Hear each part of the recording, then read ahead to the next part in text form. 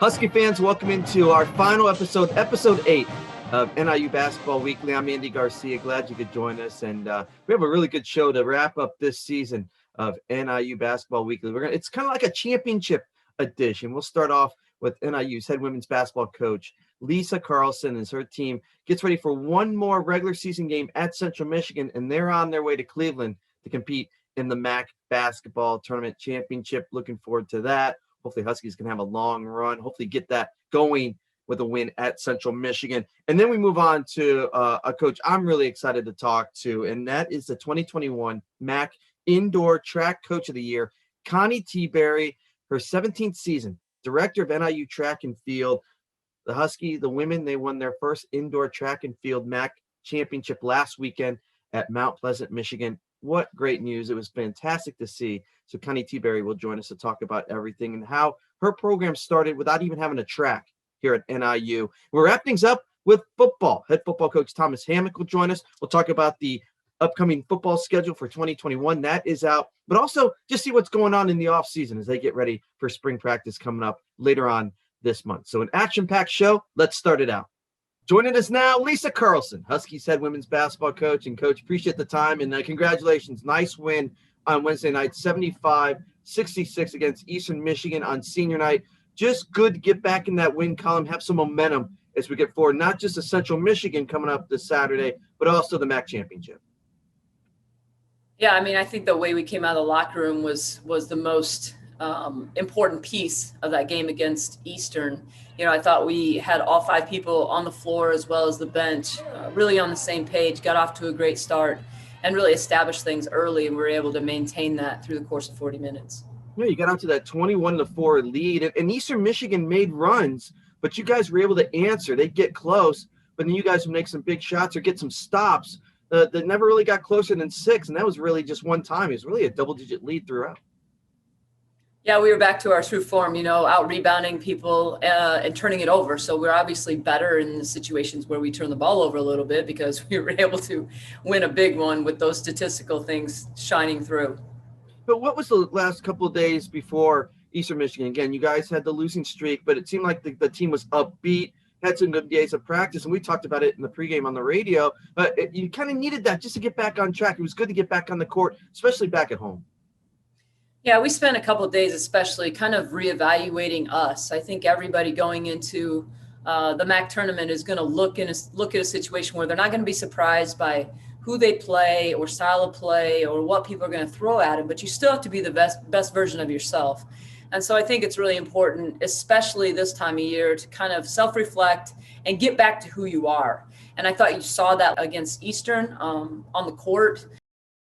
It'll be really important for us to get Central to do the same thing. And then hopefully that momentum carries us into next week in Cleveland. And you mentioned the rebounding, plus 24 against Eastern Michigan, but throughout the MAC, you guys have rebounded your opponents, have gotten wins, and on Wednesday night versus Eastern Michigan, you guys have just dominated the boards. Well, we know how important that is statistically to our success. And like you mentioned, Andy, throughout the course of league play, that's been something that we've taken a lot of pride in. If you look at the couple previous games, that's something that maybe we got away from a little bit. So we challenged our players to make sure that they get back to doing what we do. And rebounding is definitely one of those things.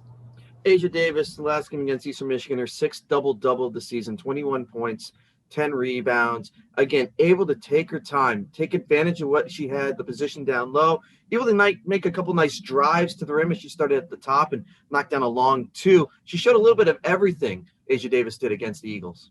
Well, she showed a little bit of everything offensively, and she also handled different things that Eastern tried to do. Obviously, there was plenty of opportunities for her, for us to give her the ball and for her to go one-on-one and utilize her skill set in the bottom half of the lane. But they also tried to double. They also tried to switch some where she was able to take advantage of maybe a little bit smaller player on the switch. And so she saw a lot of different things. I thought made really good reads, got rid of the ball when she needed to as far as sharing with her teammates, but really trying to exploit the single coverage in the bottom half of the lane. That was great to see from Asia. And to stay in the low post, Michaela Brandon had a nice game against Eastern Michigan, shot a couple of nice threes outside, but also helped on the boards, which is also so helpful when you can get Michaela and Asia both crashing the boards.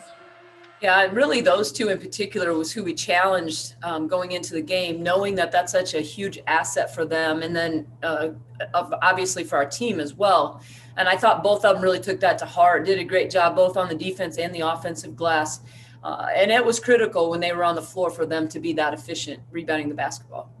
I'm going to go to the guards, and Shelby Coker had 25 points last Saturday against Western Michigan, then had 21 against Eastern Michigan, and having to take it against a very athletic and strong, tough defense against Eastern Michigan, but she was able to knock down some shots. But again, able to get inside, get to the rim as well.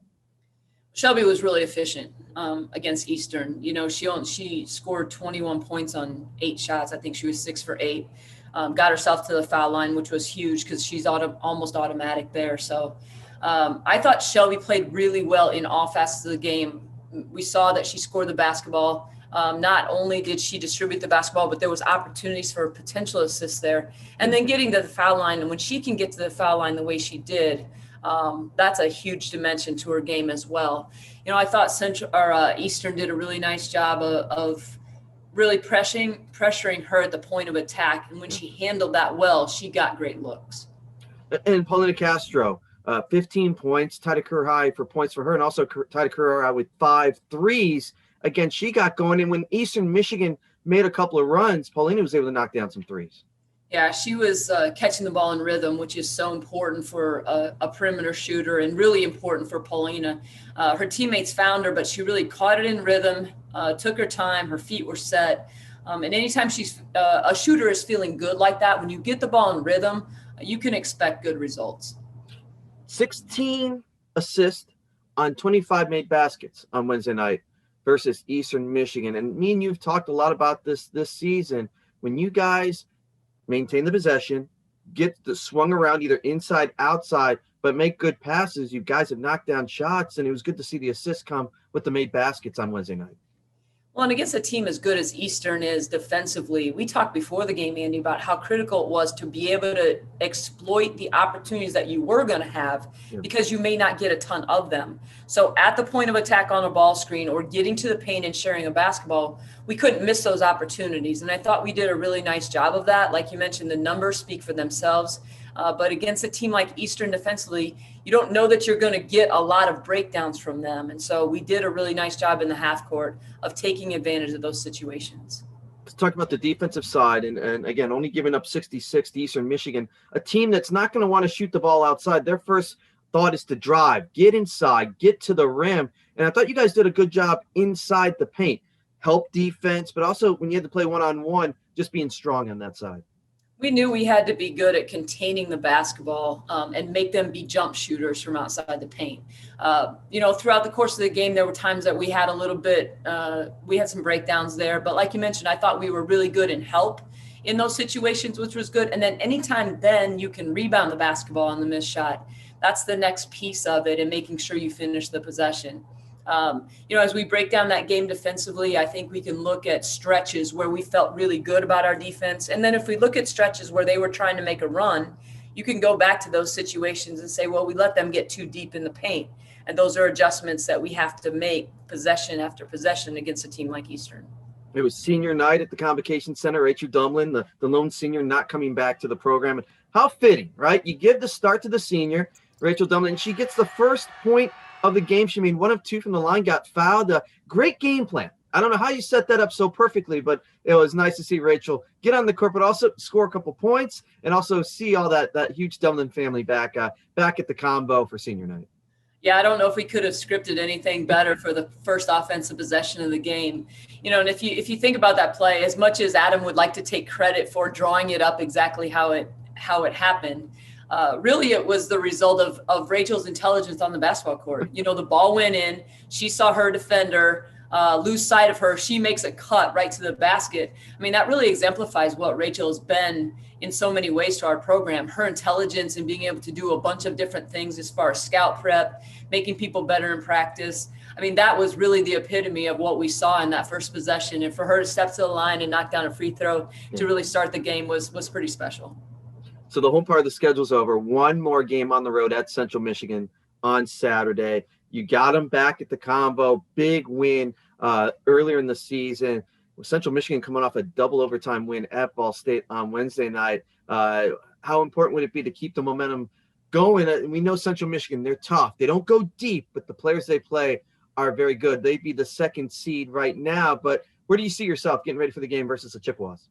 Well, I think it's all about momentum. That last game on Saturday that everybody is playing in is really an indicator of how good you're going to feel going into the conference tournament next week. And so, I think the game plan will be ready for that. I would love the same result to happen the way it did here in the Convocation Center, but I would anticipate it would be a much closer game. It's going to be a possession for possession situation. They have probably the best scoring backcourt in the league, so we're going to have to do what we can to contain Michaela Kelly and Molly Davis and not let them get too comfortable. And then their secondary scores, Waters from the perimeter, Bustle and Smith on the inside. I mean, you really can't let their secondary scores get going either.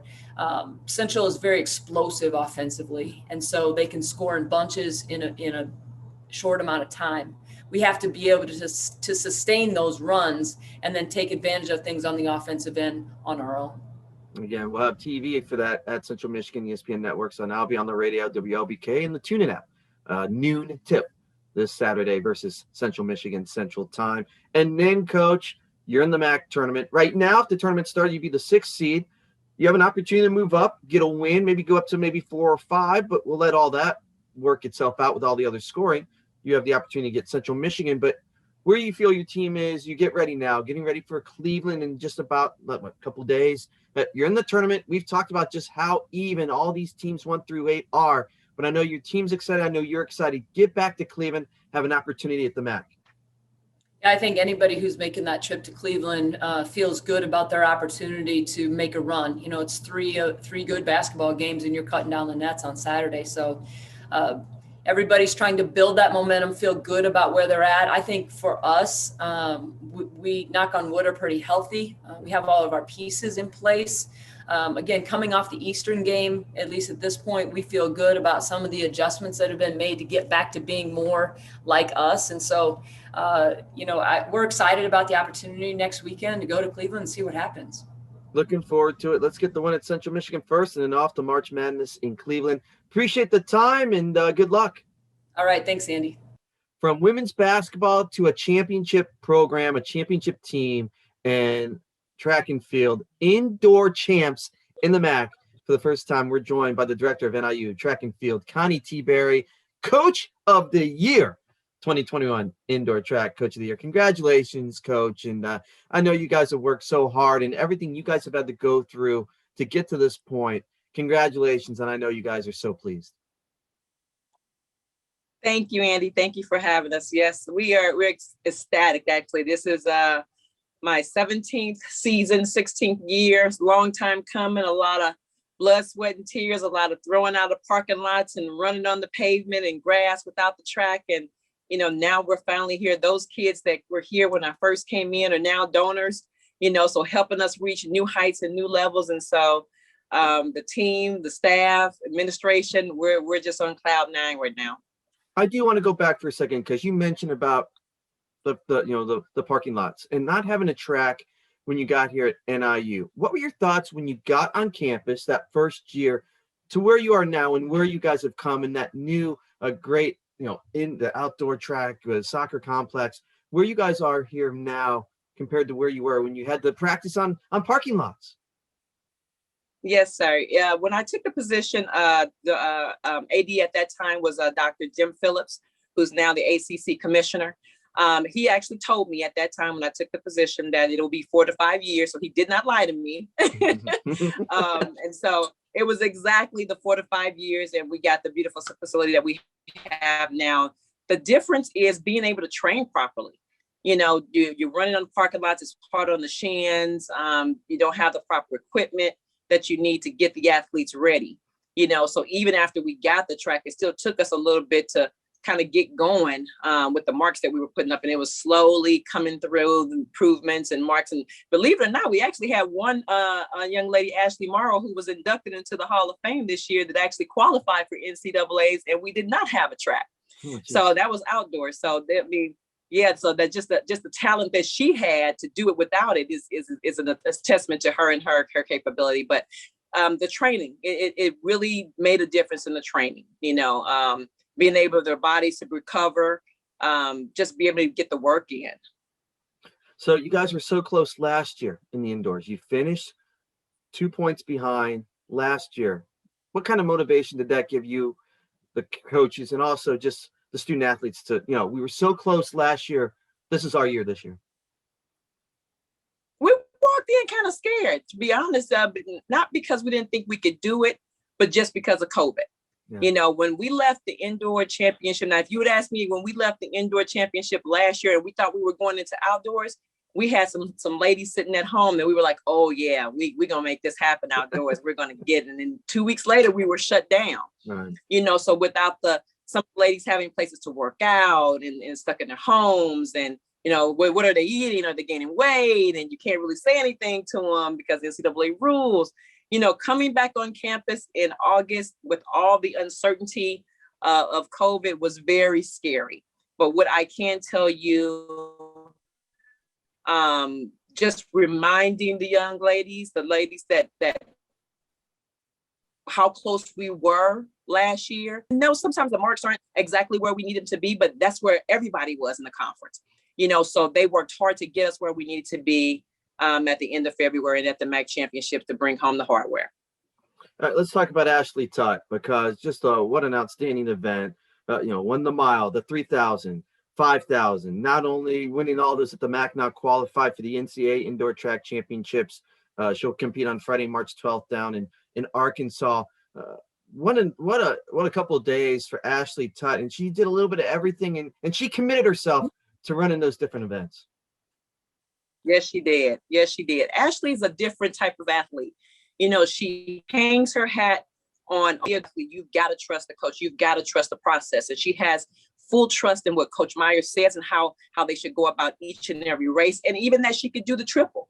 I'm sure there are many athletes that look at that and are like, nah, coach, that's not for me. She embraced it. She embraced it for herself. She embraced it for Coach Myers, and she embraced it for the team and came up with 30 points, along with setting the MAC record, at the meet. And then she just keeps on. There's she's going to NCAA next week, indoor championships. And then there's a possibility we may be going to cross country championships as well. So she just never stops. Her dedication to NIU and the sport is unparalleled. And Kimon Hines winning the 60-meter dash, a great event. And it was great to see Kimon get that win. Yes, that was awesome. She's so quiet. She's a what they call it, silent assassin. She gets out there, she motors along and she just killed the field. And then unfortunately in that race, after getting first to an impressive win, she actually kind of tweaked her hamstring. So she actually had the fastest time going into the 200 as well. But a great addition to the team, a sweetheart of a person, just like Ashley, and most of the girls on the team. And that was a needed 10 points that she put on the board. Mackenzie Callahan scored in 3 events, a freshman that she stepped up to. Yes.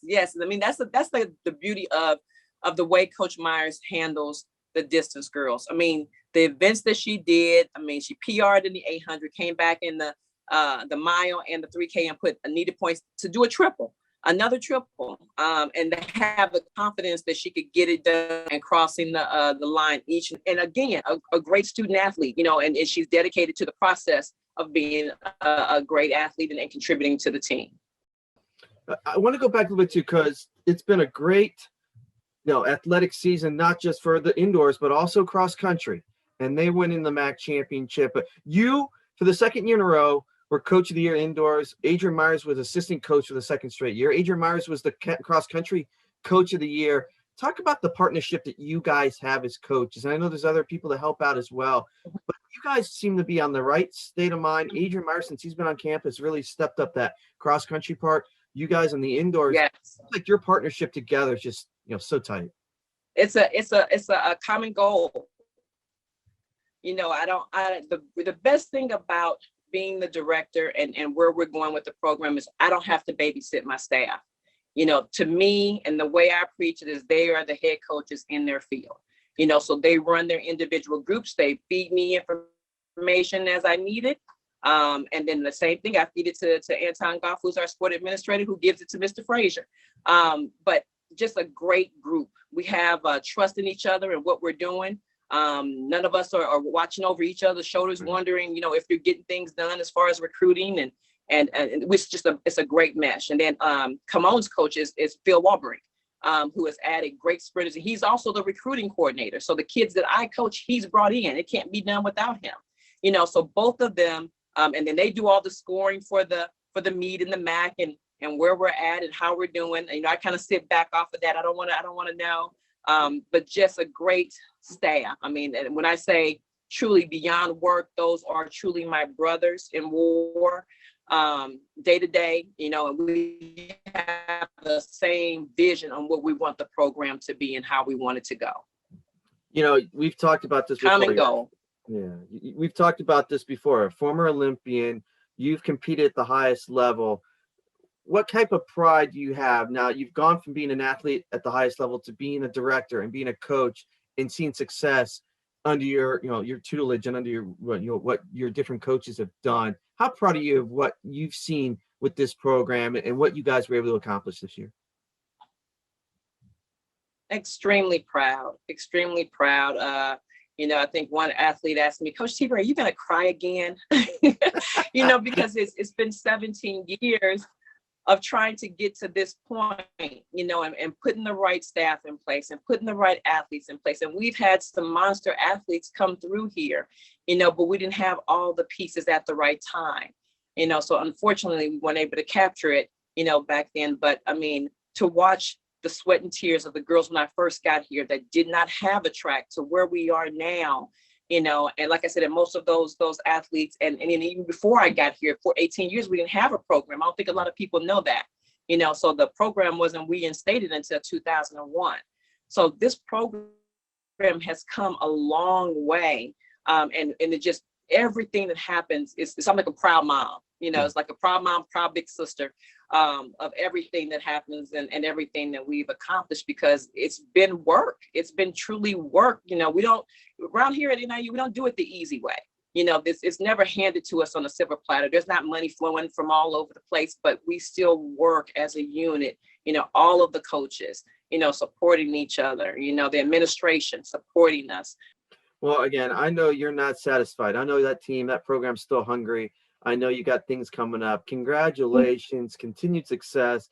And it's just great to see someone who you've been with this program for a long time, to see where you guys started and where you've been to where you are now. And I know there's still good things to come. And again, congratulations. I look forward to seeing what else happens. I said thank you, Andy, and thank you for having me. No problem. That's good. Thank you, Coach. I appreciate the time. Time now to talk football. The 2021 schedule is out. Also, spring practice just a couple weeks away, as I'm joined now, starting his third season. That can't be right. Let me check the paperwork on that. Yeah, it is the third season for head coach Thomas Hammock. And Coach, I appreciate the time. And the calendar has turned to March. We're excited about spring practice coming back. I know you guys have had a very busy off season, but just talk a little bit about where you guys are now, getting ready for spring practice. Yeah, we certainly excited. I think the big thing for us is we knew we had a team that needed to be developed. Our strength coaches have went to work, Coach Barnett and Coach Cahill. They've done a great job developing our team this offseason. You've seen guys make tremendous jumps. The thing that's been so impressive to me is over the last couple of weeks, you saw guys doing sets with their max weights from the fall, and I'm talking 6 to 8 reps. So we really honed in on the strength and conditioning part. It's been a grind. We wanted to make sure we maximize our time. So we had an 8-week window where it was strictly strength and conditioning. And these kids have done phenomenal. They get a week off next week, and then we'll start getting ready for spring preparations the week after that. Because, Coach, we know every football programs out there lifting weights and doing what they need to do. But I think what's interesting, especially some of the social media that you guys have put out, like the weights or the visual, what people look like and now what they look like. And the players, the Huskies, they're putting in the hard work, knowing that, all of this happens because of what you do when it's in this offseason in January, February, March. Exactly. I think, the big thing, when I started sending them pictures out, my staff was surprised because a lot of times you see them every day. So you don't quite see the development aspect because you just get used to them walking in the building and being around them so much. But when you go back and you look at the pictures, and we knew, in the recruiting process, we took some guys we needed to get developed. Unfortunately or fortunately for them, they was able to gain experience last season. So I think that's going to help them. And I just want to say, Sean Frazier and John Chaney did an excellent job helping us this offseason with, supplements and nutrition. That's a big piece to it, to expect, college age students to go eat properly on their own. I think that's a hard thing to do, but we were able to, get them different things to eat and fuel their bodies where they can maximize their performance. And I think that's why they're making the jumps that they've been able to make. I also hear a lot of that leaders are not made in August or September, that the leaders are made at this time. Have you seen that type of leadership from your program? Yeah, I think, I think experience helps you become a better leader. You know what to expect. You know the standards. And I think these guys have made jumps in the leadership, in their ability to say, I have to push, I have to string. And then you add a guy like Rocky Lombardi to your program. He's a fantastic leader. Walks in the building, he has a presence. He understands what it is to work hard, and just been tremendous to have a part of the program. Oh, you mentioned Lombardi, one of the newcomers on campus. Can you talk a little bit about some of the other newcomers that have come in, been able to get in early or transfer to be able to be on campus, and they've been there now? Yeah, Clint Rakovich is, probably one of the strongest guys on our team. He's a running back / fullback / jack of all trades. So he's going to be an interesting piece for us. Ethan Hampton, a kid, he should be in high school right now. This guy is, he's everything his coaches said he was in high school. Mm-hmm. Cyrus McGarrell, we were lucky to get him when we got him. Blake Carlsen is a tight end that's coming here and done a nice job. And then Pete Nigra, a center from Brownsburg, Indiana. He's a guy that he's going to give himself a chance to play as a true freshman because he's a very talented and strong individual. And he fits right in with what we're looking to do up front. Let's talk a little bit about the schedule. We also love talking about the schedule. It's come out. And what has stood out for me about this schedule, and it's great to start out Georgia Tech, ACC opponent on Saturday, September 4th. A couple of things that stood out for me, coaches. You don't have back-to-back road games. Yes, you have 2 straight road games, but there's a bye in between that. So that's nice. And it's great to see the rivalry between NIU and Toledo back on a Saturday. It's at Toledo this year on Saturday, October 9th, but it's great to get those 2 teams back on a Saturday. And again, you finish off at home, taking on Western Michigan on Tuesday, November 23rd before Thanksgiving. So, every coach looks at the schedule and says, I like this, I like that. But just as a common fan / media member that follows the team, I kind of like where the schedule sits. Yeah, I like the way the balance of the schedule. The first thing you look at is, are there any short weeks? When are your crossover games? I think we play, a couple quality crossover opponents that's going to happen later this season. So at that time, you got Kent State and Buffalo. They're going to be elements. Teams are going to be different drastically during that time. And then you look at, how, the non-conference, and you got Eastern Michigan, you got Toledo. I think the balance of the schedule, I really like how it flows throughout. I think we have an opportunity to, stack wins during that, at points in the schedule. And I think that's going to be big for us as a young football team. Yeah, just going through the home games, home to Wyoming, Maine, Eastern Michigan, Bowling Green, Ball State, Western Michigan. And I really hope, and we hope with everything happening with the pandemic, on Saturday, September 11th, when Wyoming comes to town, that we have fans back at Huskie Stadium. It'd just be so great. We've seen it a little bit now in basketball and volleyball, some fans in the stands, but it'd be great just to see a packed Huskie Stadium coming up on September 11th. Hopefully everything follows through that we can do that. It'd be so great. No question. I mean, obviously Wyoming is a good football team. Yeah. And we want to have the advantage of having a loud crowd that's going to be loud and help us in different situations of the game. And I think that's going to be important. It's important for our players. I think it's important for the fans. It's important for the university. We just excited to have people have an opportunity to come back. And I think that's a big thing for us and something we didn't experience last year. Yeah. And that adds a whole new element to playing college football. I'll ask one more about last season because, again, you got the 6 games in. I think it's going to be hidden a little bit just how important those 6 games were for some of the younger student athletes that you've had on that program. As we go to this year, 2021, have a full off season, get ready for spring practice, have fall practice. I just wonder, I'm interested to see just how important those 6 games were for some of the redshirt freshmen or the freshmen or the sophomores that got a lot of playing time for your team. Yeah, you look at it, obviously it wasn't the results that we wanted, but I'm glad we played. And now that I look back on it, it was almost, to say we played 10, 11 freshmen that started games, people that I played college football. That is hard to do. It's hard to come in and play as a freshman. But by the time you get through spring ball of your freshman year, you feel pretty good about what's expected for college. And the experience that these young men gained is invaluable.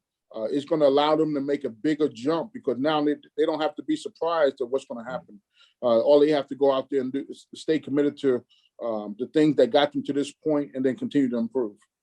Spring practice just a couple of weeks away. What do you want to accomplish when you get into spring ball and get done with when we get into April? We want to be great in the fundamentals. I think in spring practice, there's a couple things you want to emphasize. We got to limit the turnovers. We got to create more explosive plays. We have to tackle better. And so those are some of the things that we want to come out to spring. It's going to be extremely physical. It's going to be extremely competitive. We want to stay healthy, but at the same time, there's a lot of work that we want to get done and put that work in this spring with the understanding that, hey, you got another group of young men coming in the fall that needs to be developed as well. So any questions that we have on young men in our program, we need to get them answered this spring, and that's the plan. Coach, looking forward to it. Spring ball just a couple of weeks away. Looking forward to football being back. Looking forward to having a full off season as we get ready for the 2021 season coming up. Coach, I appreciate the time, and I'll see you out there in a couple of weeks. Sounds good. Go Huskies. As we wrap things up, it was great to talk to all the head coaches, especially Connie, Teaberry, Coach Carlson, Coach Hammock, all 3, because Coach Carlson getting ready for a MAC tournament run. Hopefully it's a long one. And Coach Teaberry, all the dedication, the blood, sweat, tears you hear about, what she's done for 17 years to see that final come through with the indoor championship. Go back to the cross country championship back in the fall to get those 2 right now. Nothing better right now than NIU track and field, and then see football get ready for 2021. Hopefully have a normal off season. Be great to see what happens in spring ball as we get ready for Georgia Tech coming up on Saturday, September 4th down in Atlanta. As we wrap things up, the schedule of events is so huge again with all the teams playing. Again, this is our final NIU Basketball Weekly of the year. So want to mention some of the home games. Women's tennis is hosting Valparaiso on Saturday, March 6th, 12 p.m. Women's tennis again hosting St. Francis that same day, Saturday at 5 p.m. Men's tennis hosting Chicago State on Wednesday, Friday, March 12th. Bowling Green here for women's tennis. They're playing that in Rockford. Again, we got softball, baseball, gymnastics. We got the indoor track, the NCAA championships. Ashley Tutt will be competing on Friday. So it'd be great to see what happens around campus. Women's golf, men's golf, soccer, everyone's playing. So it's great to see and very busy. So we want to make sure to keep you up to date. Get the Huskies mobile app. That's available. Download it free. Choose your favorites and just be on there and see all the information. Again, there's trivia, a lot going on the Huskies mobile app. Download that today. Also, you can look back at any of these NIU Basketball Weeklies, any of these features right here on this YouTube page, NIU Athletics, game highlights, press conferences, Leader of the Pack football event that we had, the 2003 Alabama-Maryland game replays. So subscribe, get it notified right here on this YouTube channel, NIU Athletics. Have some thank yous too for all that's been going on behind the scenes. NIU Weekly, NIU Basketball Weekly, NIU Media Relations, Pat Gorman, Kevin Meyer, appreciate them, everyone behind the scenes there. Also, Donna Turner, Mike Hossie, Jeremy Reed, Joe Summons, NIU Media Relations. Thank you very much for everything you do for me and everyone in the media. It helps out tremendously. Donna Turner, her big help with this show as well. And just all the coaches and all the student athletes that have joined us the last couple months and back with the fall ones as well. We appreciate it. We hope that you enjoy listening from the coaches and the student athletes, getting their point of view as we get them on each and every week. Again, subscribe to this YouTube page, NIU Athletics. We'll keep you posted. I'm sure we'll have different features coming up as we'll see what happens moving forward here in the spring. I'm Andy Garcia saying thank you for watching NIU Basketball Weekly. Until next time, go Huskies.